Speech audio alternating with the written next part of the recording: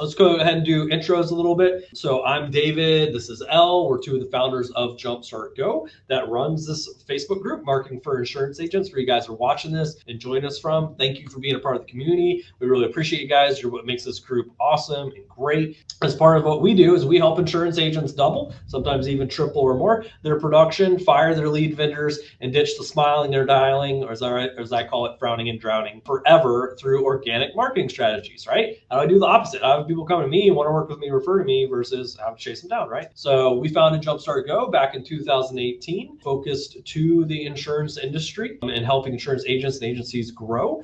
We are licensed agents ourselves. We have a life insurance agency, about 300 agents we run also, where we get to test out new strategy we teach within our programs too. The group has grown, like I said, to over 34,000 insurance agents, including you guys watching this. We really appreciate you guys. We've had the opportunity and blessing to consult and help over 600 agents and agencies with helping them grow on the organic side, grow more profitably, and putting things in place. And we've generated between 3.5, 4 million through social media over the last few years using these techniques and teaching agents and agencies how to use these strategies as well and empowering them with the knowledge of exactly how to do that too. With that, so what are we going to talk about? Why are we hopping on for what we're going to be diving into? So not to be all doom and gloom, because we're not really doom and gloom. That's not really our personalities. We like looking at, hey, what's the opportunities, right? People see doom and gloom. Other people see, hey, there's opportunities, and here's how I stay ahead of the curve, right? The new FCC's new rules will come into effect at the beginning of next year. That's happening. It's been set for that way for a while, which means that most of the way agents get their leads is going to be illegal. It's not going to be compliant anymore. There's going to be fines. It's not going to be a way I can currently still do leads, right? And this is going to radically change the lead generation industry, whether you're getting from the lenders or even generating yourself, paying attention to that too. And we're going to be breaking down on how you can make sure you're prepared and how to cover your butt on that, right? And so, and how to protect yourself, right? So it doesn't mean that opportunities aren't going away. Doesn't mean that there's still not amazing ways to grow and scale your business. That's what we're going to be talking about tonight, right? So how do I pre-prep and go ahead and get stuff and ready and take advantage of it through all the way through this fourth quarter and stand out from the herd, as well as going into 2025. We will answer some throughout, and then we'll be doing a Q&A at the end as well. But the only way to get your question answered is to drop it in the comments so that we can answer it, right? So drop your comments below. We'll dive into answering those and help have a really good discussion with you guys throughout tonight. So like anything, you get as much as you give. So drop comments, drop questions, and let's make this a value-packed time this evening. So if you're ready to dive in, you're ready to learn, you're ready for this discussion, right? 2020, or not 2020, right? Let's go, right? Let's go in the comments. If we get let's goes, we'll dive into everything. Otherwise, Elle and I will go to dinner. So just drop let's goes in the comments and we'll get ready to rock and roll. So Elle, what's going on with FCC? What's up? Maybe I've been out of the loop. I have no idea. Maybe I just got here to the group. Maybe I've been paying no attention, or my FMO, IMO, or lead vendors hasn't told me anything about this, which I have some questions of that or whatever. But yeah, Elle, catch us up. What's going on with FCC? If you have tuned into one of our past trainings, then you have probably heard us talk about this as far as the FCC goes. So there's two major things that are going to be changing that affect insurance agents. Now, the FCC does not isn't just for insurance. They set out the rules and the regulations for basically how we can compliantly communicate through the phone. So that's dialing and text message is what this is going to, is what this regulation has to do with. But when we work leads, we got to use the phone, right? We have to use the phone to work leads. So if you are working leads, this affects you. And so there's two major things that are going to be going into effect January of next year. And the first is what's called one-to-one consent. Okay, so what that means is that when somebody opts in, they are giving permission for you to contact them. It has to be permission for you as the agent or the agency. This can't be like, a lot of times lead vendors will run kind of like generic names or, like non-specific names that people are opting in to get more information from, like Senior Benefits or Healthcare of America or, Shop Home and Auto, just like generic whatever names that they're opting in for to get quotes for specific types of insurance. Well, when you call the lead, it has to be whatever they opted in for. So it would have to be like they're opting in for L. Denning or L. Denning Insurance to reach out to them. So that's what the one-to-one means. Doesn't mean that, leads can still be generated. They can still be reached out to. It just means that whatever they opted in for, that's who needs to be calling them and texting them. So what this means is, historically, lead generators have operated under these, kind of generic names. They pump out a lot of money to generate leads at scale, and then they sell those leads to agents. So the way that this works is simply just not going to be able to operate if you are calling off of your agency's name or as an individual agent. They would essentially have to set up a campaign for you so that people are opting in to receive information specifically from you. So that's one-to-one consent. The other thing that's going to be happening is that whatever they opt in for has to be topically relevant. Another way that vendors generate leads is like, somebody shopping for a quote on a mortgage, for example. Let's say they want to move, they're looking to see how much they can qualify for as far as a mortgage. They go on to mortgages.com or whatever the name, and they go in and they enter in their information, and that lead, when they do that, is sold to someone that does mortgages, a loan officer or brokerage. But then it's typically sold also to real estate agents and insurance agents as a potential mortgage protection lead. There's a lot of other people it's typically sold for. Lead vendors want to generate as much money off of one piece of information as they possibly can. So that is no longer going to be allowed either. They have not opted in to receive information about mortgage protection. They're opting in to receive information about what they could get approved for as far as a loan on a mortgage. So the two are not topically relevant. Those are the two big things that are going to be happening. And David, what do you expect this actually means for insurance agents at the end of the day, especially if they're relying on purchase leads from vendors? And I think that's a question like that agents have, right? What does this mean for me? What is this going to look like, right? So like I said, okay, one-to-one consent, topically relevant. Okay, that makes sense now that I'll explain that. But what does that mean? What is that going to look like? How's that going to impact me? So one of the biggest things is that lead generation is going to get a lot more expensive. Leads are going to cost more to generate, because if I was a lead vendor, which I'm not, and I was generating leads or whatever, then like Elle said, I couldn't just do it under a generic name to get the lowest price at volume and then sell them off for a profit, and what lead vendors typically do. I now have to run a separate ad for every single client that I'm running for them, that someone's opting into David's insurance agency, to Elle's insurance agency, and that's where those leads are going, which means a lot more work on vendors' plates, but also that means those ads are competing against each other, meaning the price per lead is going to drastically go up, meaning leads are just going to get more expensive, just more work, more expensive, more competition, more expensive, right? And so that means also that a lot of this past stuff that's been cheaper, more affordable, maybe, new agents start them off on some age stuff to get them warmed up or whatever and get them practice or whatever, that stuff's going away and is gone. So now they don't have the option of working that anymore or operating with that. So it means a lot of the lower quality stuff will be gone, which in some cases, could be good because I'm now working higher quality, but it's going to be a lot more expensive for those types of leads as well. So that's something to plan for and know, like, okay, if leads are going to get more and more expensive, it's going to get harder or less of them. Like, how can I be on the opposite side where I don't have to worry about that or deal with that?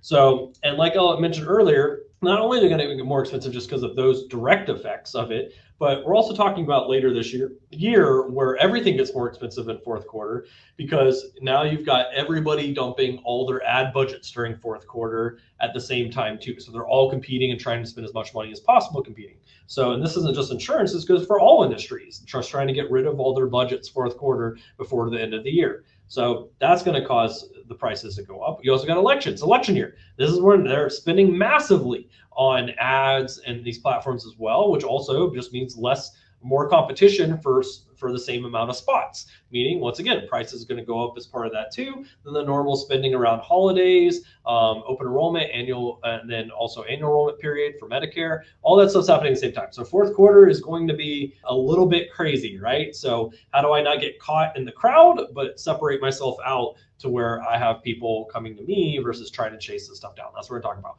So with that, okay, great. So maybe agents are a little scared, a little concerned, a little like, hey, that's not great news for me, or hey, I realize things got to change, right? So hey, let's alleviate those fears. Hey, Elle, what can agents do about this, right? Because we look at any changes as opportunities, right? So instead of fear, opportunity. So what can agents do about this? How can they use this to their advantage or prepare for this? Yes. So a couple of things as far as covering your butt. You do want to make sure that you are, I would go ahead and get a handle on this. Like if you are working leads and you're planning on continuing to work leads, that you understand how the leads are being generated and you understand like what they're opting in for. This is the time, like if you want to continue this process as far as in your marketing strategy, get a handle on this now before you're opening yourself up to massive fines. Matt, that's a good question here. Do you think that captive agents will end up with an advantage due to brand recognition for the one-to-one consent? Great question. This is actually a really, really good question. So one of the things that if you are getting leads from a carrier or a captive company and you're operating under that same name, so like Matt with Farmers, and if that lead is opting in for a Farmers quote to get a quote from Farmers and that lead comes to him, he's good. Like that's all like same, because they've opted in for a quote from Farmers. He's operating on behalf of Farmers, reaching out to that lead. Hey, this is Matt with Farmers. So all of that is above board and you're good to go. So to be fair though, there are a lot of captive agents that get their leads from third-party sources that those leads are not branded to that captive company. And so they're just generic leads or shared leads or ping post platforms and stuff like that. That is not like a Farmers Insurance specific, Allstate specific, something like that, in which case, no, that wouldn't apply to those. But yes, if it's coming through and it's a Farmers ad, it was generated for Farmers, it says Farmers Insurance, then yeah, absolutely. That's for the same brand that's reaching out to them, right, as a part of that. Just want to make that distinction. Just because I have an order for captive doesn't mean all leads everywhere are going to be compliant, but it just means if the company's generating them for me, I'm representing that carrier, I can work those leads. Correct. And so you want to make sure that you understand essentially what the lead is seeing and what they're opting into. Your vendor should be able to show you like what the ad looks like, what the website looks like of where they're entering their information, or maybe it's a lead form on Facebook, and that whatever they're opting in for, that should be like you are operating as an extension of that organization as an agent, or it is branded to you in your agency. So those are things that I would say you start now understanding that process if you haven't already sat down with your vendor and understand how your leads are generated. Matt is also saying about TCPA compliance. TCPA compliance, that's been around forever. That does mean that you have to have where, and your lead vendor should be able to provide this for you, where that person has been opted in to be contacted. Because if you're dialing them, if you have them in automated workflows for text messaging, any of that, and they're on the do not call list and you're reaching out to them and you do not have permission to contact them, you're opening yourself up to massive fines. It's $500 for every violation. So that's every text message, every phone call. And we've already seen this. We've already seen this for years. Agents that have, they didn't know, or, the lead vendor said that they were getting the right opt-in, but then they couldn't actually prove it. And we know people that have been sued for tens of thousands of dollars because of this stuff. So this is not small potatoes that we're talking about here. This can really, really affect your business. And a lot of this, yes, is already in place. The big thing that is changing is that one-to-one consent, as well as topically relevant. It's not just enough to say that you have permission to contact them, but they are giving permission for you to contact them. That's the big difference. Can a lead vendor just have multiple brands, let the agents use the brand name when they call that lead? So Eduardo, that would be bad and not compliant for like multiple reasons on that side. So I mean, the first issue, even outside of compliance on the lead side, is the E&O side. If I'm operating under a name or brand that does not has anything to do with my brand and company that I'm operating under for my E&O, or I'm using someone else's name and brand or whatever as a part of that, that causes all kinds of kind of issues in that scenario. So I think for that reason alone, it would probably be a bad idea.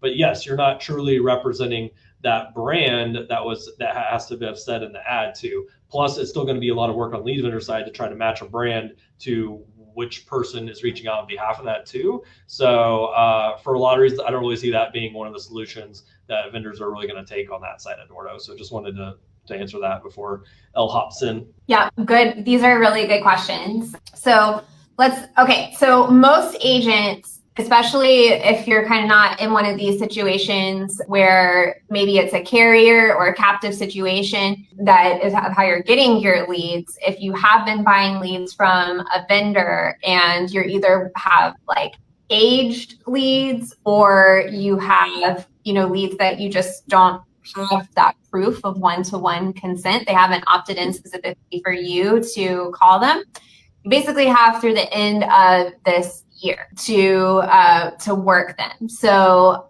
I wouldn't recommend continuing to invest in leads. Essentially, kind of like there's a timeline on this unless you, again, have that strategy of the one-to-one consent. But I would absolutely do everything that I possibly can to pull out opportunities from the leads that I've already invested in. So if you're sitting there and you're like, oh my gosh, I just bought a bunch of leads yesterday, like, work your leads, make sure that you continue working your leads thoroughly through the end of this year, making sure that you've got automations in place. David and I have done, I think, whole trainings on this before as far as leveraging automations and the different ways that you can use them to pull out opportunities.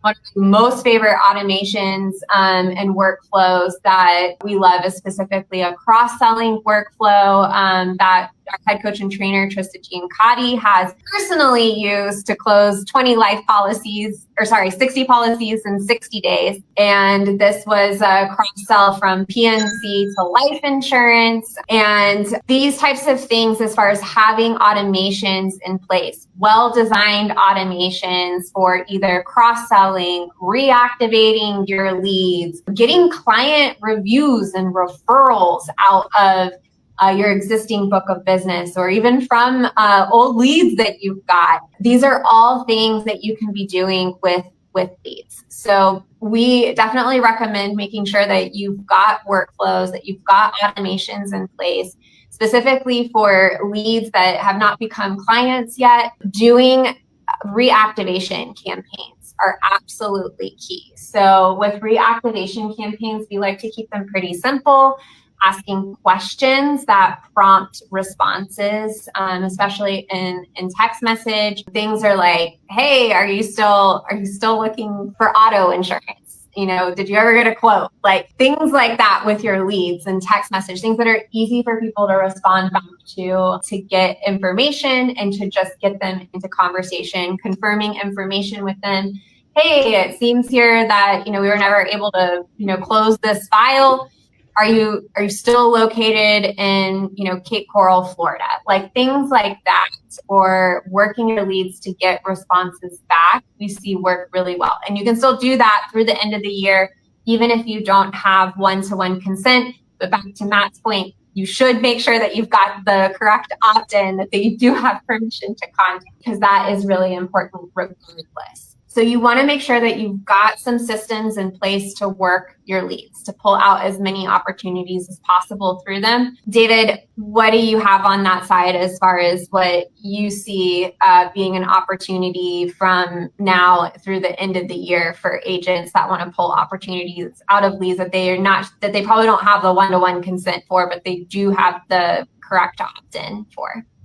So as far as they have the opt-in, but they don't have the one-to-one consent? Yeah, like they've purchased leads, and they can work those leads, and using like automations, reactivation campaigns that you've seen work well with old leads. Yeah, I mean, I think one of the, especially if I got probably plenty of this stuff to work through, I don't think it makes a ton of sense to smile and dial through it, because I'm giving myself kind of one chance each time I'm dialing, or taking up more time doing multiple taps and trying to catch them, right?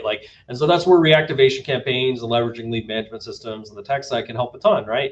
We had a client in the past who had like 300 one-year-old life leads, and is like, hey, I've called these throughout the year, no one's ever answered. Like, it's been so hard to get in touch with everybody. It's like, it doesn't make sense to call them again. Let's put a reactivation campaign and put them in there, and had 30 of them reach out that day, and ended up writing 12 policies that week from those, with only calling the people that said, hey, yeah, I need help with that, right? And so we want to work smarter, not harder, and I think that's where that can help us work through this stuff to get as many opportunities and as much return off of these aged leads or these past leads that we have as well. So I think taking advantage of the automation to help with the contact and the opportunities there is huge. So making sure to put that in place. And I think also with our prospects, our opportunities and stuff, if we can get connected with them in some way that we can continue to stay in touch and communicate with them, whether it's getting them into email lists, whether it's getting them connected with us on like social media and stuff like that, is a way for us to continue to stay in front of them, or them opt in to be contacted, like getting into our email list or something like that, to where now we can continuously stay in touch with them as well. And I think that's a big value also, because now they are opted into being in touch there. So outside of that, retargeting campaigns. So we're targeting that list and showing up in front of them consistently, to hopefully them even reaching out to us versus me having to reach out to them as much. All those are great, right? But I think at the end of the day, it's a limited amount of time left on that. Let's get as much as we can out of that. But I think looking at the alternatives, and how do I maybe even move myself away from some of that? Maybe I don't have a giant list of age stuff. So cool. What can I do now to take advantage with not having to worry about that, for example, there? So if you're picking up some ideas, you start to learn some stuff, this is something maybe you didn't know about, or hey, this is going to be starting to think through some plans and some action strategies on this as well, because right now we're talking about a little bit on those alternative side. So Elle, can you talk a little bit about that? What does that look like to kind of move maybe away from this, and kind of my plan for the future? Yeah, so we've talked about like what's changing with leads, some things that you can do if you want to continue working leads, and then how to, of course, pull out more opportunities out of the leads that you already have using automations. Absolutely key. David brought up a great point as far as retargeting campaigns, which can be really great. You can actually get, proper opt-ins from people on retargeting campaigns as well, which is great. But some alternatives and some of our favorite ways that you can generate your own leads that are also warm and inbound and organic is through building your own personal brands. This is one of the things that I think that people really come here for in marketing for insurance agents, is really learning how to generate their own leads. It's even better if you can learn how to generate your own leads without having to spend money every single month to a vendor or for paying for ads. What that also does is you're really bypassing a lot of the compliance issues with FCC. When you have people that are reaching out to you, of course, it's okay for you to, that's your permission to contact them right there. They're reaching out to you. It's as simple as like, hey, let's jump on the phone together. Let's set up the Zoom call together. We have a meeting so you can put a policy in place for me. No, first, let me get you signed this opt-in real quick to talk to me, right? So you're bypassing a lot when you are using social media. And one of the things that is different about how we really think about social media, how we train our clients to use social media.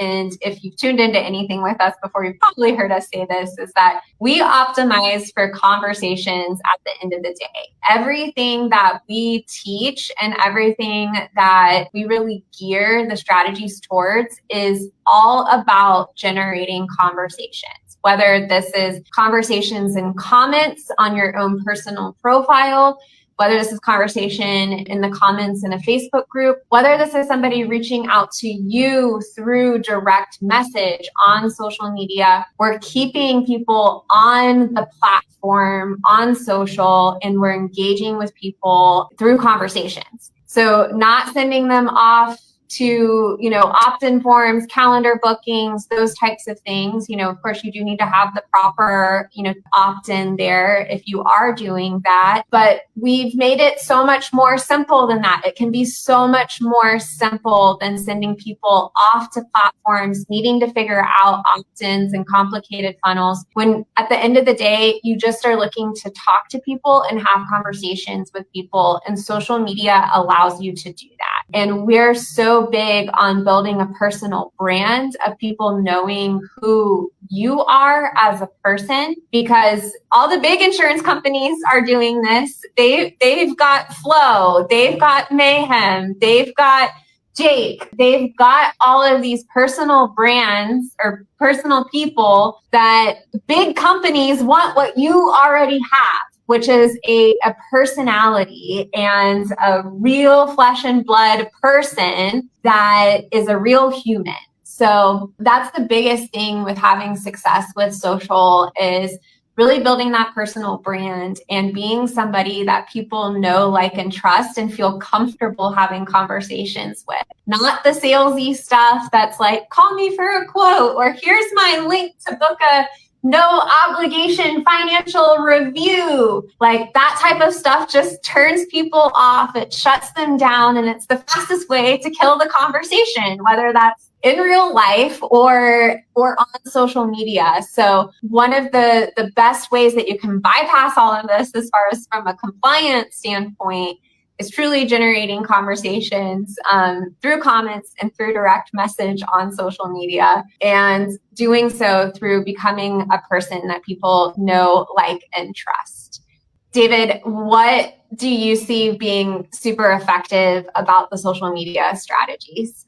I think just for agents' own sake and perspective, it's a lot more fun too. I mean, you can actually enjoy doing it and connecting with people, and then knowing who you are and coming to you and wanting to talk to you, right? I think so many agents, like, their day-to-day is talking to people that don't want to talk to them. That's just constant rejection. And it can take a mental toll on you. Like, it's not fun just, having people say no, hey, go away, or even worse, cuss you out and stuff like that. It's just, if I do it enough, for now, while I'm still allowed to do it, I can get, some results hopefully out of it. But at the end of the day, like, it's rough. It doesn't like build and stack on each other. I constantly just have to get new people to call and reach out to, and just keep getting leads and stuff and that. Whereas if I've got people coming to me and they want to talk with me, that feels very different. Like, everybody here has probably worked a lead and probably had someone come to you as a referral, or if someone approached you and said, hey, I've seen what you talked about and that you seem to know a lot about, love to talk, knew how you could help me. Totally different conversation, feels a lot different. You actually feel excited, and like, they actually respect your opinion and they want to talk to you, or that someone referred, oh, thank you, I'm so glad someone referred me, I'm so happy about that. And it stacks and scales too, of like, the more and more I have people coming to me, referring to me, and building, the more and more that comes through with almost less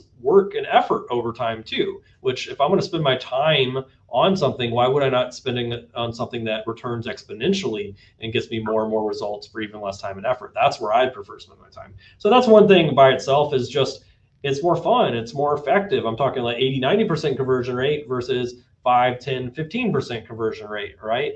And so, I think that's a big part of it as well on the social side. But the fact that I'm building up that tribe of my prospects, my clients, my referral partners, my fans, and my COIs that are really working around the clock, sending me people to, where we've got clients that sit down in the morning, cool, 7 referrals, 3 quote requests, start the day. There we go. Like, and who doesn't want to start their day like that, right? And that brand building. We've all see this with companies and even influencers and stuff on stuff today, they've built up where people come to them, people pay attention to them for good or for bad, right? And that's important. It's like, I want people to come to me for insurance. I want them to see me as an expert on, helping seniors with their insurance and their medical, or helping young families with, putting protection in place for their homes and for the lives and legacies of their children and things like this. Like, that's what I think most agents would like, right? I think a lot of agents, admit to it or not, prefer growing through a relational manner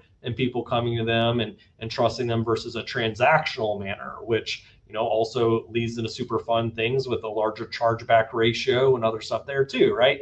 And so I think that's one of the things at the end of the day. But also the bigger thing too is at the end of the day, social media is where people are already at. Like, that's where they're spending time. That's where they're at every day. And they're even segmented, like on Facebook, into nice groups of their niches and demographics, all these things as well, making it easier for me to connect with them there too. So if I'm already going to where they're at, already going to something that's social and already going to something that encourages people to talk to each other and get into messages with each other, well, that makes my job even easier because now I'm already getting conversation at the end of the day too. And final point as well on what you talked about with funnels and systems and taking them through everything. I just challenge agents to like even think in your own perspective. When I'm looking, I have a problem, something I need to solve, and probably not my favorite thing in the world to deal with or try to get resolved because I just want to live my life or ever and stuff. When I'm in that scenario, I'm looking for someone I can trust, that's an expert in that thing, that can take care of it and get it done so I can move along with the things that I do want to spend my time on and enjoy as well. Like if I'm looking to solve like something with taxes, for example,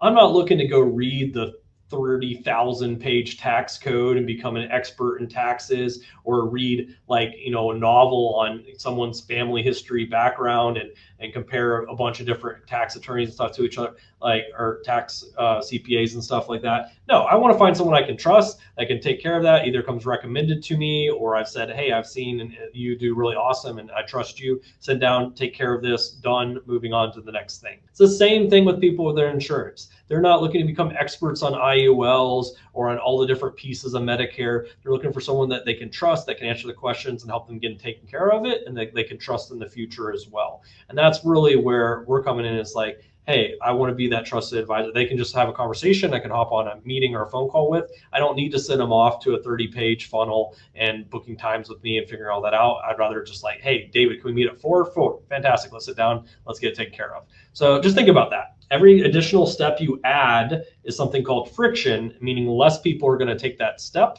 And you just lost a chance to help a whole bunch of people because you asked them to jump through hoops to even sit down and talk to you. So hopefully that makes sense. Elle, anything you want to add on that concept? Yeah. And I think that, a little bit like steering a little bit off topic here, but I really think that this is an important note for everybody that's on, because this is something that people ask us about a lot. A lot of times, like, people are putting a lot of time and energy into building things like websites and funnels and intake forms and setting up their calendar booking and all of these things when they're not focused on generating conversations. And it's like, you first have to solve volume first, and the volume of people reaching out, people that are actually interested and qualified to be a good fit for you. I do think that's also a big thing with the leads, and why agents just spend so much of their time smiling and dialing so they can find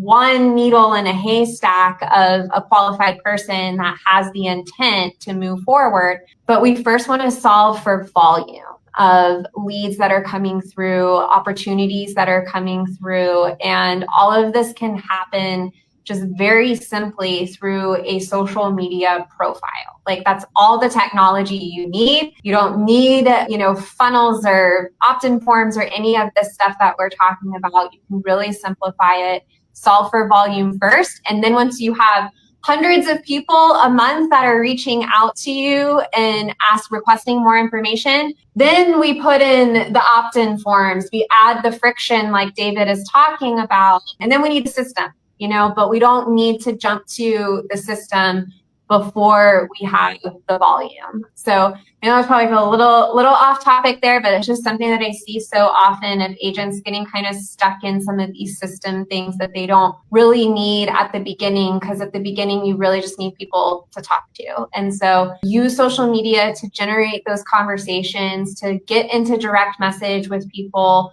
and get into genuine conversations, whether that's from your Facebook profile, it's Facebook groups like David is talking about. You're on Instagram and going and finding people that are influencers and that are connected with your target market and they have influence with that market. Get in those comments, start interacting in those comments and adding value and contributing to conversations, or maybe it's on YouTube or TikTok or wherever your audience is. Go to them on social media, start generating conversations in the comments. You're going to be amazed at who will start reaching out to you because you're taking a value first approach, and you do not need any of the stuff that we're talking about as far as funnels, forms, worrying about TCPA or these FCC rules if you're genuinely going and generating comments off of social media and conversations.